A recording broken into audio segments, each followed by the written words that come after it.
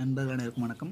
நம்ம இன்றைக்கி பார்க்க போகிற டாபிக் என்னென்னு பார்த்தீங்கன்னா, வீட்டு தோட்டத்தில் இயற்கை முறையில் எப்படி கத்திரி செடி நம்ம வளர்க்குறது தான் இந்த வீடியோ பதிவில் பார்க்க போகிறோம். கடைகளில் விற்பனை செய்கிற கத்திரிக்காய்லாம் பார்த்தீங்கன்னா, ரசாயன உரங்களை தெளித்து தான் வளர்ப்பாங்க. எதுக்காக கிடைக்குன்னா, கத்திரி செடியில் பார்த்தீங்கன்னா அதிகப்படியான பூச்சி தாக்கம் இருக்கும். அந்த பூச்சி தாக்கத்தை கட்டுப்படுத்துறதுக்கு பார்த்தீங்கன்னா அவங்க ரசாயன உரம்லாம் தெளித்து வளர்ப்பாங்க. அந்த ரசாயன உரத்தால் பார்த்தீங்கன்னா நமக்கும் ஒரு சில பாதிப்புகள் ஏற்பட வாய்ப்பு இருக்குது. இப்போ இங்கே பார்த்தீங்கன்னா இந்த கத்திரி செடிலாம் பார்த்தீங்கன்னா நான் என் தோட்டத்தில் முழுமையாக இயற்கை முறையில் தான் வளர்த்துக்கிட்டு வரேன். இது வரைக்கும் பார்த்தீங்கன்னா எந்த ஒரு பூச்சி மருந்து நான் பயன்படுத்துனதே இல்லை இந்த செடிக்கு. ஆனால் பார்த்தீங்கன்னா எந்த ஒரு பூச்சி தாக்கம் இல்லாமல் அவ்வளோ அழகாக இருக்குது. நான் இயற்கை முறையில் தான் முழுக்க வளர்த்துக்கிட்டு வரேன். இப்போ இந்த உங்களுக்கு கத்திரிக்காயை பார்த்தனாலே தெரியும் எவ்வளோ அழகாக இருக்குதுன்னு. நீங்களும் பார்த்தீங்கன்னா உங்கள் வீட்டு தோட்டத்தில் நீங்களும் இயற்கை முறையில் வளர்க்க முடியும். இது சுலபமான விஷயந்தான். அப்படி வீட்டு தோட்டம் இல்லாதவங்க நீங்கள் மாடி தோட்டத்துலேயும் பண்ணலாம். நம்ம சின்ன மண்பானை இருந்தால் கூட போதும் கத்திரி செடி வளர்க்குறதுக்கு. நம்ம வீட்டு மாடி தோட்டத்துலேயும் பண்ணலாம். என்னுடைய கத்திரி செடிக்கு பார்த்திங்கன்னா நான் இது வரைக்கும் போட்ட உரம் என்னென்னு பார்த்தீங்கன்னா, அடி உரமாக பார்த்தீங்கன்னா மண்புழு உரம் தான் போட்டேன். அதாவது பார்த்தோன்னா செடி நடும்போது பார்த்திங்கன்னா கொஞ்சம் மண் கலவையோட கொஞ்சம் மண்புழு உரமும் கலந்து வச்சு நட்டுருந்தேன். செடி பார்த்திங்கன்னா அவ்வளோ அருமையாக வளர்ந்துருந்தது. இப்போ காயெலாம் பார்த்திங்கன்னா நல்லா நிறைய காய் வைக்கிது.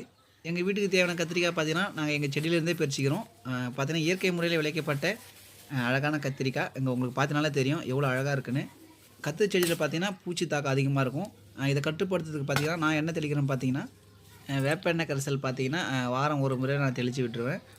அடுத்தது பார்த்திங்கன்னா பயிர் வளர்ச்சி ஊக்கியாக பார்த்திங்கன்னா அமிர்த கரைசல், பஞ்சகவ்யா இதெல்லாம் பார்த்திங்கன்னா நான் தெளித்து விட்டுருவேன்.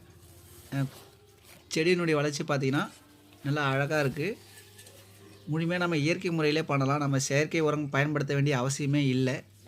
இது வரைக்கும் பார்த்திங்கன்னா என் தோட்டத்தில் வளர்கிற எல்லா செடியுமே பார்த்திங்கன்னா நான் இயற்கை முறையில் தான் வளர்த்துக்கிட்டு வரேன். செடிகளுக்கு பார்த்திங்கன்னா எந்த ஒரு பாதிப்பும் இல்லை.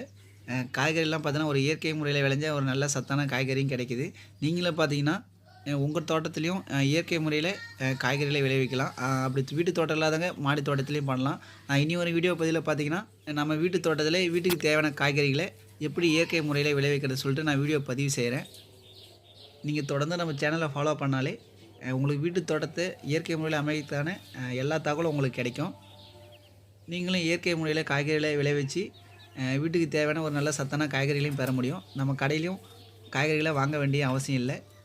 உண்மையிலே பார்த்திங்கன்னா நம்ம இயற்கை முறையில் ஒரு செடியை வளர்த்து அதிலிருந்து ஒரு காய்கறிகளை பறிக்கிற சந்தோஷமே பார்த்திங்கன்னா ஒரு தனி சந்தோஷம்தான். ஸோ நான் பார்த்திங்கன்னா முழுக்க இயற்கையாக தான் பண்ணிட்டுருக்கேன். நான் எதுக்காக உங்களுக்கு இந்த விஷயத்தை திரும்ப சொல்கிறேன்னா, நீங்களும் இதுக்கப்புறம் பார்த்தீங்கன்னா இயற்கையாகவே நீங்கள் செடிகளை வளங்க, காய்கறி செடிகள் எல்லாமே பார்த்தீங்கன்னா இயற்கையாகவே பண்ணுங்கள். நம்ம செயற்கைக்கு போக வேண்டிய அவசியமே தேவை கிடையாது. இயற்கையிலே எல்லாமே இருக்குது. நமக்கு இயற்கை விவசாயம் பண்ணதுக்கு பார்த்தீங்கன்னா ஒரு பசுமாடு இருந்தாலே போதும். நம்ம இயற்கை விவசாயத்துக்கு தேவையான எல்லா பொருட்களும் பார்த்திங்கன்னா அதிலேருந்து நம்ம தயாரிச்சிக்கலாம்.